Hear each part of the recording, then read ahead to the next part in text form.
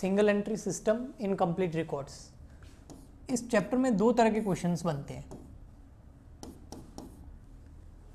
एक ऐसे क्वेश्चंस बनते हैं जिसमें पूछा जाता है, क्वेश्चन के अंदर क्या पूछा जाता है, कैलकुलेट प्रॉफिट एंड लॉस, कुछ इन्फॉर्मेशन दे रखी होती है और पूछा जाता है कैलकुलेट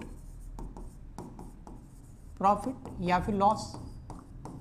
तो इस क्वेश्चंस का हम सॉल्यूशन ऐसे करते हैं, हम क्या करते हैं, ओपनिंग कैपिटल, क्लोजिंग कैपिटल, इन दोनों का पता लगाते हैं। अब इन दोनों का पता कैसे हो सकता है, इन दोनों में से दोनों ही क्वेश्चन में दे रखी हो, या फिर हम इन दोनों के लिए स्टेटमेंट ऑफ अफेयर्स बनाते हैं। ओपनिंग के लिए ओपनिंग वाला और क्लोजिंग के लिए क्लोजिंग वाला। और अगर ओपनिंग क्लोजिंग कैपिटल दोनों ही क्वेश्चन में दे रखी है तो फिर हमको ओपनिंग क्लोजिंग कैपिटल निकालने की जरूरत नहीं होती है, तो फिर हम स्टेटमेंट ऑफ अफेयर्स नहीं बनाते हैं। ठीक है, ओके, वेरी गुड जतिन। और उसके बाद प्रॉफिट एंड लॉस की कैलकुलेशन करने के लिए हम स्टेटमेंट ऑफ P&L बनाते हैं, और इसका फॉर्मेट क्या होता है वो हमने अच्छे से सीख लिया है, और इससे हमें प्रॉफिट एंड लॉस पता चल जाता है। लेकिन एक क्वेश्चन और भी होते हैं, थोड़े अच्छे लेवल के होते हैं। उस क्वेश्चंस के अंदर हमें क्या बोलता है, हमें पूछा जाता है ट्रेडिंग अकाउंट बनाओ, P&L अकाउंट बनाओ, बैलेंस शीट बनाओ, यानी कि पूरे के पूरे हमको फाइनल अकाउंट पूछ लिए जाते हैं। अब ट्रेडिंग, P&L, बैलेंस शीट, ये तीनों ही पूछ ली जाती है, या कई बार ट्रेडिंग और P&L पूछ लिया जाता है, बैलेंस शीट नहीं पूछी जाती है, वो डिपेंड करता है क्वेश्चन के ऊपर। बट हमको ट्रेडिंग अकाउंट और P&L अकाउंट पूछना होता है। ट्रेडिंग अकाउंट से आपको पता है क्या आ जाएगा, ग्रॉस प्रॉफिट, जीपी। उस जीपी को हम कहाँ ट्रांसफर करेंगे, P&L में, तो आ जाएगा नेट प्रॉफिट। और नेट प्रॉफिट को ट्रांसफर कहाँ करेंगे, बैलेंस शीट के अंदर कैपिटल में ऐड कर देंगे। ये तो आपको पता ही है, बेसिक लेवल ऑफ अकाउंटिंग के अंदर मैंने पूरा अच्छे से करा रखा है ना। अब यहाँ होगा क्या, जैसे हम ट्रेडिंग अकाउंट बनाएंगे, P&L अकाउंट बनाएंगे या बैलेंस शीट बनाएंगे, तो काफ़ी सारी चीज़ें मिसिंग होगी। जैसे फॉर एग्जांपल के लिए ट्रेडिंग अकाउंट के अंदर परचेज आती है, सेल आती है। अब आपको परचेज और सेल नहीं दे रखी है, तो उसके लिए हम फिर डेटर अकाउंट बना देंगे। डेटर अकाउंट आपको पता है, अभी थोड़े दिन पहले हमने जो चैप्टर किया था self and sectional balancing ledger, उसमें मैंने बोला था कि डेटर अकाउंट और क्रेडिटर अकाउंट आपकी बहुत काम आएंगे, बोला था ना, हर चैप्टर में काम आते हैं, तो यहाँ काम आ जाएंगे। तो डेटर अकाउंट से काफ़ी सारी चीज़ें निकल सकती है। अगर डेटर अकाउंट का ओपनिंग बैलेंस नहीं दे रखा है, डेटर का ओपनिंग बैलेंस, तो वो निकाल सकते हैं, क्लोजिंग बैलेंस निकाल सकते हैं, सेल्स निकाल सकते हैं, क्रेडिटर अकाउंट से ओपनिंग, क्लोजिंग और सेल्स निकाल सकते हैं, कैश बैलेंस निकाल सकते हैं, कैश अकाउंट बना करके। तो ट्रेडिंग, P&L और बैलेंस शीट हमको बनानी है, लेकिन इनमें बहुत सारी चीज़ें ऐसी होगी जो मिसिंग होगी। वो मिसिंग चीज़ें हम अलग अलग अकाउंट बना करके कैलकुलेट करेंगे, उनका पता करेंगे। तो वो सब कैसे करना है, उसके लिए मैं आपको एक न्यूमेरिकल क्वेश्चन कराता हूं, उससे आपको बेहतर समझ में आएगा। ठीक है, चलिए स्टार्ट करते हैं। तो क्या सर क्वेश्चन में ये बोला होगा, बिल्कुल बोला होगा, ट्रेडिंग, P&L, बैलेंस शीट ये बनाओ, तो ये अभी आगे समझाऊंगा ऐसे करना है। और अगर ओनली प्रॉफिट पूछे तो फिर ओपनिंग, क्लोजिंग, कैपिटल निकाल के स्टेटमेंट ऑफ P&L बना करके आप प्रॉफिट या लॉस पता कर सकते हैं। ठीक, 1 अप्रैल 2018 की बात है। ठीक है, अप्रैल 1, 2018। अप्रैल 1, 2018 को क्या हुआ, लक्ष्मण कमेंस्ड हीज बिजनेस, मतलब लक्ष्मण नया बिजनेस स्टार्ट ही कर रहा है। तो ये स्टार्टिंग हो गई बिजनेस की, और स्टार्टिंग हो गई हमारे फाइनेंशियल ईयर की। अब अप्रैल में ये स्टार्ट हो रहा है, तो इसका मतलब हमारा काउंटिंग पीरियड होगा 1 अप्रैल 2017 टू 31 मार्च 2018, यानी कि 17-18 फाइनेंशियल ईयर जो है वो हमारा करंट ईयर है, और इसकी हमको अकाउंटिंग करनी है। ओके, और बिजनेस जो स्टार्ट कर रहा है वो कितने से कर रहा है, 10 लाख रुपीज़ की कैपिटल से कर रहा है।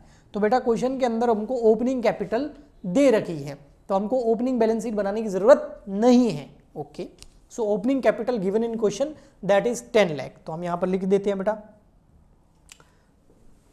सॉल्यूशन यहाँ से स्टार्ट हो रहा है, और क्या दे रखा है हमको, 1 अप्रैल 2017 की ओपनिंग कैपिटल दे रखी है, और ओपनिंग कैपिटल कितनी दे रखी है हमको,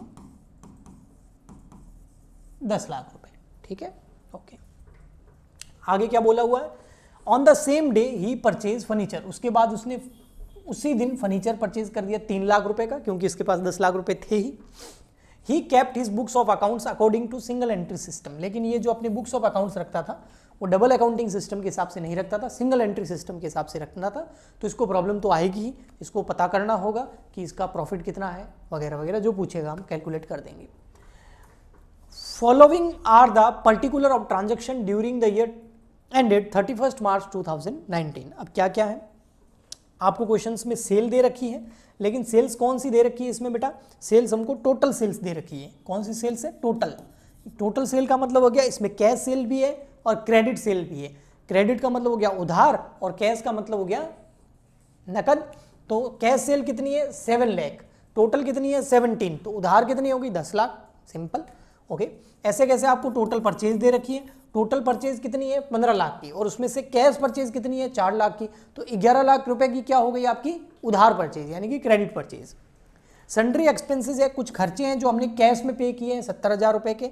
बैड डेब्ट्स है यानी कि जब हमने उधार सेल करी थी उसमें से कुछ पैसे डूब गए, वो 5,000 के हैं। ड्राइंग करा लक्ष्मण ने, कैश में से पैसे निकाले कितने 1,20,000। सैलरी पे करी है इन कैश में हमने कितनी 2,45,000।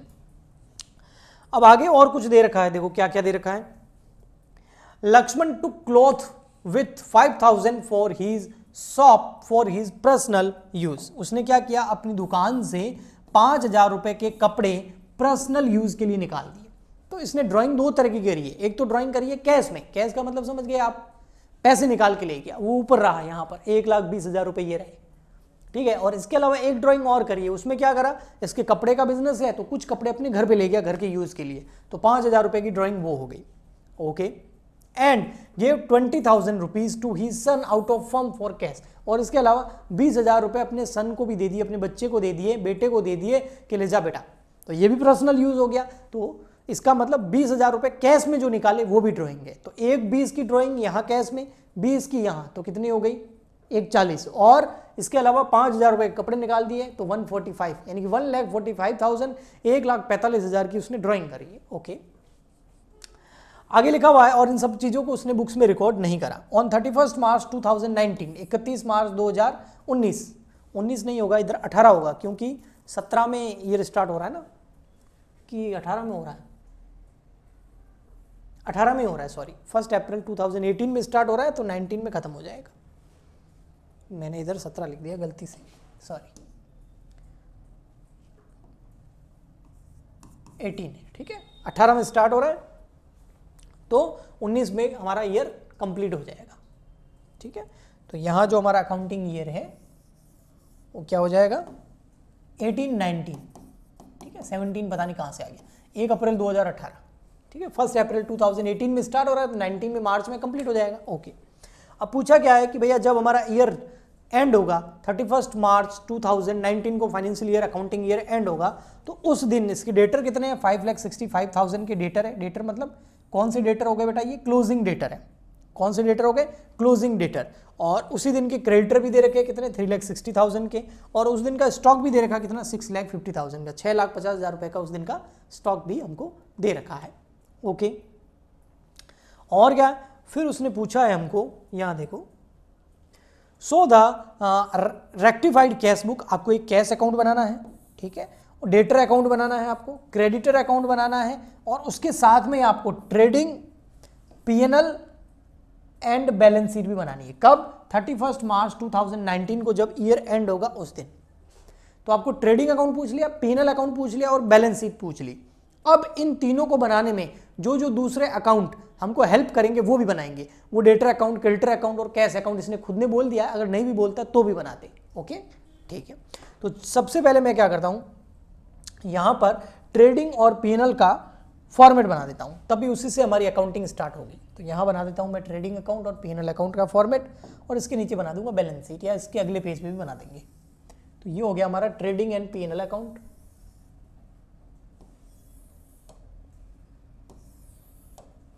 अब ट्रेडिंग पीएनएल का बैलेंस शीट, ट्रेडिंग पीएनएल और बैलेंस शीट का फॉर्मेट तो सबको ही पता होगा, है ना। तो यहां बना देंगे trading account, trading and PNL account दोनों साथ में बना रहा हूं, for the year ended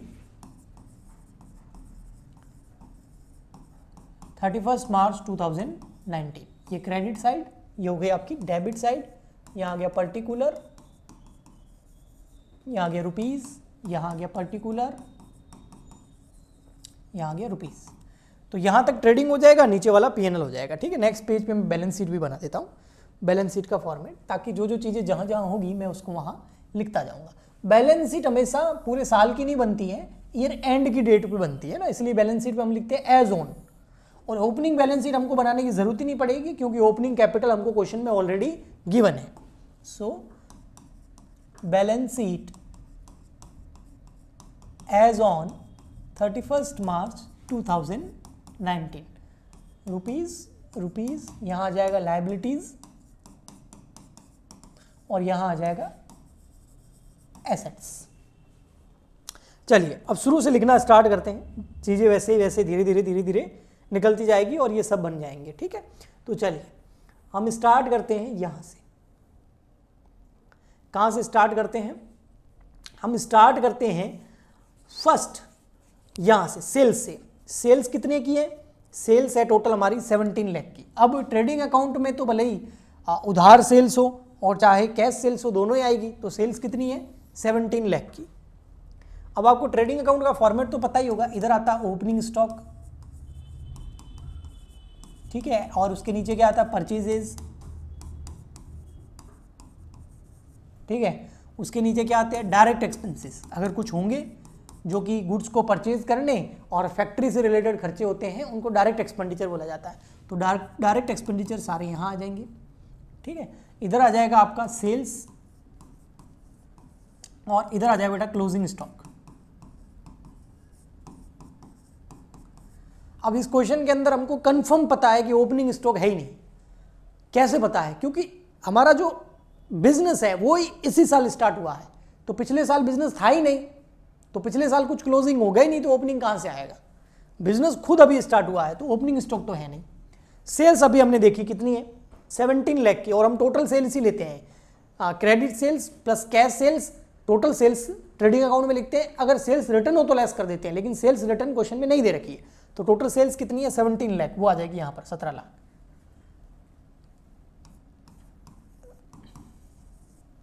okay जी, फिर आती है हमारी परचेज। परचेज भी टोटल आती है कितनी? 15 लाख रुपए, क्रेडिट प्लस कैश, तो यहां आ जाएगी परचेज 15 लाख। उसके बाद में हमको कुछ एक्सपेंसेस दे रखे हैं यहां पर, सन्ड्री एक्सपेंसेस। अब सन्ड्री एक्सपेंसेस जो है ना, वो डायरेक्ट एक्सपेंस नहीं होते हैं, ये इनडायरेक्ट एक्सपेंस होते हैं, इसलिए मैं इनको P&L अकाउंट में लिखूंगा। ये कितने हैं? 17,000, ये दोनों हो गया 70,000 रुपये। तो P&L अकाउंट हमारा कहाँ से? मान लेते हैं यहाँ हमारा ट्रेडिंग कंप्लीट हो जाएगा, उसके नीचे यहाँ हम P&L अकाउंट बना देंगे। तो यहाँ लिख देंगे सन्ड्री एक्सपेंसेस 17,000, यानी 70,000। ओके जी, नेक्स्ट आ रहा हमारा फिर बैड एप्स। बैड एप्स जो है बेटा, जो बैड एप्स होता है वो कहाँ जाता है? वो डेटर अकाउंट के अंदर जाता है। कहाँ जाता है? डेटर अकाउंट के अंदर जाता है, और इसके अलावा P&L में भी जाता है। तो हम यहाँ लिख देंगे बैड एप्स 5,000 के, बैड एप्स। ओके, नेक्स्ट है ड्राइंग। ड्राइंग जो करी है लक्ष्मण ने, कैश में कितनी करी है? 1,20,000। तो ये ड्राइंग पता है क्या होता है? कैपिटल में से लेस होती है बेटा। कहाँ से लेस होती है? कैपिटल में से। जो ओपनिंग कैपिटल होगी ना, और ओपनिंग कैपिटल हमको पता है कितनी है, यहां पे पता है, वरना पता नहीं होती तो मैं ओपनिंग बैलेंस शीट बनाता, लेकिन मुझे पता है। यहां पर कैसे पता है? ये देखो, ये रही, क्वेश्चन में शुरू में ही बोला हुआ था कि ये बिजनेस कितने से स्टार्ट कर रहा है? 10 लाख से। तो ये ओपनिंग कैपिटल हो गई। तो ओपनिंग कैपिटल हमको पता है यहां पर कितनी है? 10 लाख रुपए की ओपनिंग कैपिटल है। और आपको पता है और आपको इतना पता ही होगा क्योंकि आपने trading P&L balance sheet basic level of accounting में सीखे होंगे, क्लास 11 12 में भी सीखे होंगे, और मैंने भी फुल करा रखा है। तो उसके अंदर जो हमारा ड्राइंग होता है वो हमेशा क्या होता है? लेस, और जो प्रॉफिट होता है वो क्या होता है? ऐड होता है, नेट प्रॉफिट। और नेट लॉस होगा तो लेस हो जाएगा। तो ड्राइंग अभी 3 तरह की ड्राइंग है। अभी मैंने कितनी कैश में करी है? 1,20,000। तो एक तो वो लिख दिया, 1,20,000। ओके, और ड्राइंग आएगी तो लिख दूंगा। उसके बाद ये ड्राइंग हो गया 120। उसके बाद में है सैलरी पेड इन कैश। अब सैलरी तो P&L अकाउंट में जाएगी, 2,45,000 इनडायरेक्ट एक्सपेंस है। 2 सैलरीज, वेजेस होती तो ट्रेडिंग में जाती, सैलरी तो इनडायरेक्ट एक्सपेंस है। ओके, 2,45,000। मतलब ट्रेडिंग अकाउंट में डायरेक्ट एक्सपेंस जाते हैं और P&L में इनडायरेक्ट जाते हैं। और डायरेक्ट और इनडायरेक्ट क्या है, ये ऑलरेडी मैं करा चुका हूँ। बेसिक लेवल ऑफ अकाउंटिंग मैंने पूरा कवर किया था, अब उसको यहाँ नहीं करेंगे, है ना, ठीक है, और यहाँ कर भी नहीं सकते क्योंकि ये तो आपको आना ही चाहिए। अब आगे क्या है, लक्ष्मण टू क्लोथ 5000। देखो लक्ष्मण अगर कैश की ड्राइंग कर रहा है तो कैश कम हो गई, और अगर लक्ष्मण गुड्स ले जा रहा है तो गुड्स कम होगा, है ना। तो गुड्स कम कहां से होगा, वो यहां से होगा। जो आपकी परचेजेस है ना, कितनी है, 15 लाख रुपीस की, 15 लाख रुपए की, हाँ, उसमें से अगर कोई भी ड्राइंग हो गई गुड्स की तो वो लेस कर देंगे। इसने ड्राइंग गुड्स की करी है, कैश की ड्राइंग यहां से लेस नहीं होगी, यहां से लेस होगी जो ड्राइंग उसने गुड्स की करी है, माल की करी है। वो कितना आ गया, 14,95,000 यहां बाहर आ जाएगा। और ये 5,000 जो ड्राइंग करी है ना, ये यहां से तो लेस होगी, इसके अलावा कैपिटल में से भी होगी। यहां जैसे कैश की ड्राइंग जो होती है ना, वो कैश में से तो लेस होती है, यहां भी होती है, तो गुड्स वाली वहां तो होगी, यहां पर भी होगी। ओके, और क्या, और फिर हमको दे रखा नीचे यहां पर उसके अलावा उसके बेटे ने जो है ना, use and gave 20,000 to his son out of firms cash, और उसने 20,000 रुपए फर्म की कैश से निकालकर अपने बच्चे को भी दे दिए, देखो, तथा फर्म की रोकड़ में से 20,000 अपने पुत्र को भी दिए। भाई क्यों दिए पुत्र को तुम, ये तो ड्राइंग हो गए, पुत्र को थोड़ी दे सकते हैं। यस, तो ये ड्राइंग तो यहाँ से लेस हो जाएगी, कितनी, 20,000। तो देखा जाए तो टोटल ड्राइंग कितनी हो गई, टोटल ड्राइंग आ गई, मैंने पहले ही बोला था 1,45,000 की, वो ओपनिंग कैपिटल में से क्या हो जाएगी, लेस। तो ओपनिंग कैपिटल में से ड्राइंग लेस होती है, चाहे वो ड्राइंग आपने कैश में करी हो, चाहे आपने गुड्स में करी हो, चाहे आपने कोई एसेट ले गए हो, कोई भी किसी भी प्रकार की ड्राइंग होगी यहाँ से तो होगी लेस। लेकिन अगर गुड्स का ड्राइंग है तो गुड परचेज में से भी लेस होगा, कैश का ड्राइंग कैश में से लेस होगा। मैं कैश अकाउंट बनाऊंगा तो देखना वहाँ ड्राइंग आएगी, कौन सी, कैश वाली। ओके, आई होप अच्छे से आया होगा यहाँ तक। आगे चलते हैं, नेक्स्ट आपको कुछ क्लोजिंग बैलेंसेस दे रखे हैं। क्लोजिंग बैलेंस किसके दे रखे हैं, एक तो डेटर के दे रखे हैं। तो क्लोजिंग डेटर कहाँ चले जाएंगे, क्लोजिंग डेटर चले जाएंगे आपके यहाँ बैलेंस शीट के अंदर। डेटर्स कितना, 5,65,000। ओके, और आपके और क्या दे रखा है, और दे रखा है क्रेडिटर क्लोजिंग वाले। तो क्रेडिटर क्लोजिंग बैलेंस शीट में लाइबिलिटी साइड में चले जाएंगे। क्रेडिटर लाइबिलिटी होती है 3,60,000, और डेटर एसेट होती है तो एसेट साइड में लिख दिया।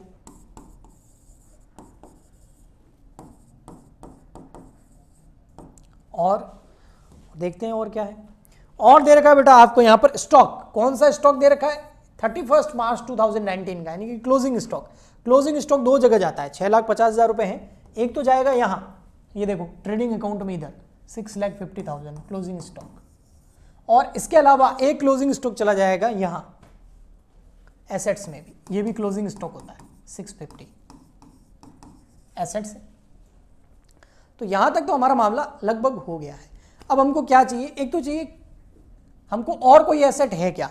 हाँ, और एसेट है, कहाँ है, एक तो ये रही साफ, ये देखो ये रही, हमने क्या खरीदा है, फर्नीचर खरीदा है। कितने का खरीदा था, शुरू में ही खरीद लिया था, 3 लाख रुपए का फर्नीचर खरीद लिया था।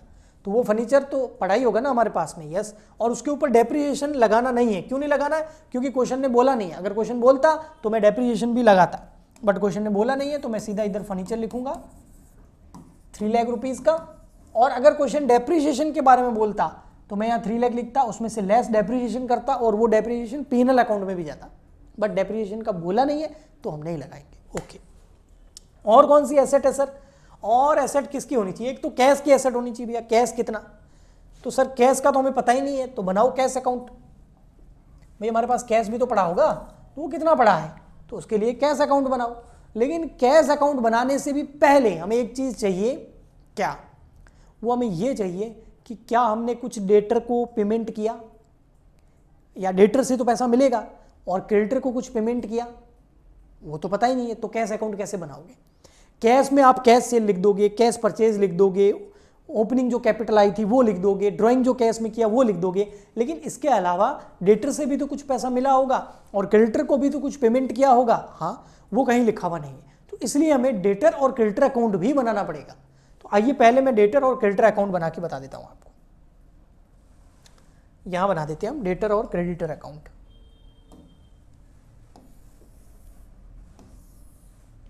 ये एक छोटा सा डेटर अकाउंट और उसके नीचे छोटा सा क्रेडिटर अकाउंट। अब इसको ध्यान से समझना, ये डेटर और क्रेडिटर अकाउंट लगभग आपके हर क्वेश्चन में बनेंगे ही बनेंगे। कई बार परचेज सेल नहीं दे रखी होगी, कई बार क्लोजिंग ओपनिंग बैलेंस नहीं दे रखे होंगे, तो ये हो गया आपका डेटर अकाउंट, और यहां दे रखा आपका क्रेडिटर्स अकाउंट। बेटा लाइट वगैरह चली जाए और क्लास बीच में बंद हो जाए तो टेंशन मत लेना, क्योंकि 2 घंटे से तेज़ बारिश हो रही है यहाँ पे। आज सुबह भी हुई थी और अभी स्टार्ट हो गई है वापस से, बहुत तेज़ हवा चल रही है, बाहर अंदर तक आवाज़ आ रही है, जिसमें भी स्टूडियो पूरा पैक है। ओके ठीक है। अब देखो, आपको पता है कि डेटर जो है वो क्या होती है, एसेट होती है। तो इसका ओपनिंग बैलेंस कहाँ आएगा, डेबिट साइड में, बैलेंस BD।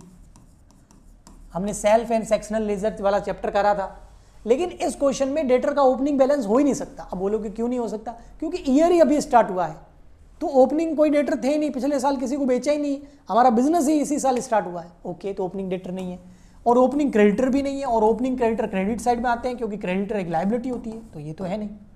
हाँ, क्लोजिंग वाले हमको दे रखे हैं। अब आपको याद है ना, अगर डेटर बढ़ेंगे कब, जब हम क्रेडिट सेल करेंगे, याद है ना, कम कब होंगे, जब उनसे पैसा मिलेगा, या बैंक से या चेक से, या BR मिल जाएगा, याद है, या फिर बैड डेब्ट्स हो जाएंगे, या सेल्स रिटर्न हो जाएगा, याद है ना वो सब, फिर आएंगे क्लोजिंग डेटर, याद है। ऐसे कैसे, इसमें क्रेडिटर में कब क्रेडिटर बढ़ेंगे, जब क्रेडिटर परचेज हो जाएगी। और भी कुछ पॉइंट थे, मैं तो शॉर्ट में बता रहा हूं आपको, इसलिए वो चैप्टर मैंने बोला था इंपॉर्टेंट है। क्रेडिट परचेज कम कब होंगे, जब हम क्रेडिटर को पेमेंट कर देंगे या बैंक या बिल्स पेबल दे देंगे। बढ़ेंगे कब, और कम और कब होंगे, जब परचेज रिटर्न हो जाए, अगर उधार वाली, याद है। और फिर क्लोजिंग बैलेंस, तो डेटर और क्रेडिटर के क्लोजिंग बैलेंस हमको दे रखे हैं, हमने यहाँ पर बैलेंस शीट में लिखे भी है, देखो क्लोजिंग बैलेंस शीट में लिखे थे। डेटर का क्लोजिंग बैलेंस 5,65,000, तो यहाँ आ जाएगा 5,65,000, और क्रेडिटर का क्लोजिंग बैलेंस भी ये लिखा हुआ, देखो मैंने लाइबिलिटी साइड में लिखा था 3,60,000 रुपये, ये क्वेश्चन में दे रखे थे 3,60,000। और तो और आपको क्रेडिट सेल्स भी दे रखी है क्वेश्चन में, बताऊं, ये रही, देखो शुरू में मैंने बताया भी था, ये आगे काम आएगी। ये देखो टोटल सेल्स थी, उसमें टोटल सेल कितनी थी, 17 लाख रुपए की, उसमें से कैश सेल कितनी है, 7 लाख रुपए की, तो क्रेडिट कितने की हो गई, 10 लाख रुपए की। भाई टोटल 17 लाख का माल बेचा, उसमें से नकद यानी कि कैश में बेचा 7 का, तो उधार कितना हो गया, 10 का, बस। तो यहां हो जाएगा आपका क्रेडिट सेल्स कितनी, 10 लाख रुपए की। कैसे आई, 17 लाख की टोटल है, उसमें से कैश कितनी है, 7 की, तो उधार कितनी हो गई, 10 की। ऐसे कैसे यहां पे आपको दे रखी है credit total purchase, total purchase है 15 की, उसमें से कैश कितनी है 4 की, तो उधार कितनी की होगी 11 की, वो हम यहां लिख देंगे। क्रेडिटर के अंदर परचेज यहां आती है, परचेज टोटल कितने की है 15, कैश कितनी है 4, तो उधार कितने की होगी 11 लाख की। इसके अलावा हमको एक बैड डेब्ट्स भी दे रखा था, आपने देखा होगा, ये देखो ये बैड डेब्ट्स भी दे रखा था, बैड डेब्ट्स, ये रहा बैड डेब्ट्स, कितना दे रखा था 5,000 का। तो 5,000 का बैड डेब्ट्स जो है वो डेटर अकाउंट के अंदर आता है, क्योंकि उससे डेटर कम होते हैं। ये देखो ये रहा बैड डेब्ट्स 5,000। इसके अलावा ये नहीं दे रखा, ये नहीं दे रखा, और इधर हमको ये परचेज रिटर्न नहीं दे रखा। अब एक चीज ध्यान देना, थोड़ा सेव कर लेता हूं उसको मैं।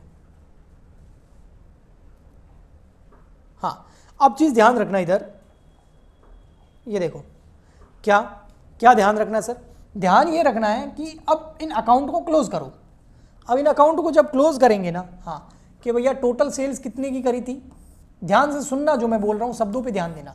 तो टोटल सेल्स करी थी 10 लाख रुपए की, उसमें से 5,000 के डूब गए, और टोटल सेल्स 10 लाख की करी थी ना, उसमें 5,000 रुपये डूब गए, तो अभी भी हम कितने मांगते थे 9,95,000 रुपये, लेकिन अभी क्लोजिंग में देखा तो केवल कितना मांगते हैं 5,65,000 रुपये, तो बाकी उन्होंने हमें पैसा दे दिया। तो यहाँ पर बैलेंसिंग फिगर में आ जाएगा कि भैया उनसे हमें कितना कैश रिसीव्ड हो गया, तो यहाँ आ जाएगी टोटल 10 लाख, तो उनसे हमें पैसा मिल गया 4,30,000 रुपये। अच्छा, क्रेडिटर को कितने देने थे, 11 लाख रुपए देने थे, लेकिन लास्ट में देख रहे हो तो केवल 360 ही देने हैं, इसका मतलब बाकी पैसे हमने दे दिए। तो कितने दे दिए, तो 11 लाख माइनस 360, तो हमने दे दिए 7,40,000 रुपये। ये आ गया बैलेंसिंग फिगर। बस यही हमारे काम आएगा, अभी यही हमारे क्या आएगा बेटा, काम आएगा। ठीक है, इसकी टोटल होगी 11 लाख रुपए। यानी कि इतना हमें डेटर से मिला और इतने हमने क्रेडिटर को पेमेंट किए, तो ये हमारा कैश अकाउंट में काम आएगा। देखो मैं कैश अकाउंट बनाता हूं यहां पर नीचे,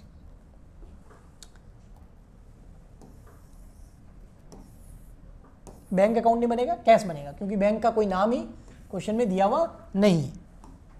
तो कैश अकाउंट, कैश एक एसेट होती है, तो डेबिट और credit, rupees rupees, particular particular. Cash बढ़ेगी तो डेबिट में, कैश कम होगी तो क्रेडिट में। शुरू में कैश कहाँ से आई, इसी साल बिजनेस स्टार्ट किया तो कैपिटल आई थी कितने लाख रुपए की, 10 लाख रुपए की। उसके बाद हाथों हाथ हमने फर्नीचर परचेज कर लिया था, कितने का, बाय फर्नीचर हमने परचेज कर लिया था 3 लाख रुपए का, याद है। हाँ, उसके अलावा और क्या किया तो मैं यहां बताता हूं, देखो आपको यहां देखो हमने और क्या किया, और हमने कैश सेल्स करी। कैश सेल्स करेंगे तो पैसा आएगा कितना, 7 लाख। अच्छा जी, हमने कैश सेल्स करी, तो कैश सेल्स कितनी करी, 2 कैश सेल्स 7 लाख, तो पैसा आएगा तो कहां लिखेंगे, डेबिट में 7 लाख रुपए। और क्या किया, और हमने जो है कैश परचेज भी करी थी। कैश परचेज कितने की करी थी, 4 लाख रुपए की, तो कैश परचेज से तो पैसा जाएगा, यस, तो क्रेडिट में बाय कैश परचेज 4 लाख रुपए। और क्या किया सर, और भी बहुत कांड किए, देखो इधर मतलब ट्रांजैक्शन किए। क्या किया, देखो सन्ड्री खर्चे पे किए, कैसे, कैश में पे किए, कितने, 70,000 रुपए के, तो यहां जाएगा बाय सन्ड्री एक्सपेंस 70,000। ओके, और क्या किया, और भी देखो कुछ ड्राइंग वगैरह भी करी थी हमने और कुछ ड्राइंग वगैरह भी करी थी। ये देखो यहां पर, ये देखो बैड डेब्ट्स तो कैश में होते नहीं है। हाँ, ड्राइंग करी थी लक्ष्मण ने कैश में, कितनी, एक 20 की, और 20,000 अपने बेटे को भी दिए थे। ये देखो, तो एक 20 और 20 कितने हो गए, 1,40,000। एक 40 की तो क्या कर ली इसने, ड्राइंग कर ली थी, तो बाय ड्राइंग। एक तो एक 20 करी और 20,000 अपने बेटे को दे दिए। वो 5,000 यहाँ नहीं आएंगे, क्यों नहीं आएंगे, क्योंकि वो गुड्स हैं, वो तो परचेज में से लेस होगा, कैश में से लेस नहीं होगा, कैश में से कैश लेस होगा, यस। फिर और क्या किया, और भी हमने एक काम किया, क्या किया, सैलरी पे करी कैश में, कितनी, 2,45,000, तो ये भी कैश में पे करी।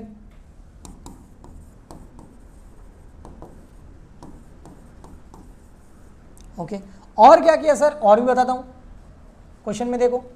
और बेटा यहां पर कैश के बारे में हमको कुछ भी बोला हुआ नहीं है, लेकिन हमको बैलेंस शीट के अंदर देखोगे ना बेटा, देखो इधर बैलेंस शीट के अंदर देखोगे ना इधर, तो हमको क्या चाहिए, क्लोजिंग कैश बैलेंस चाहिए।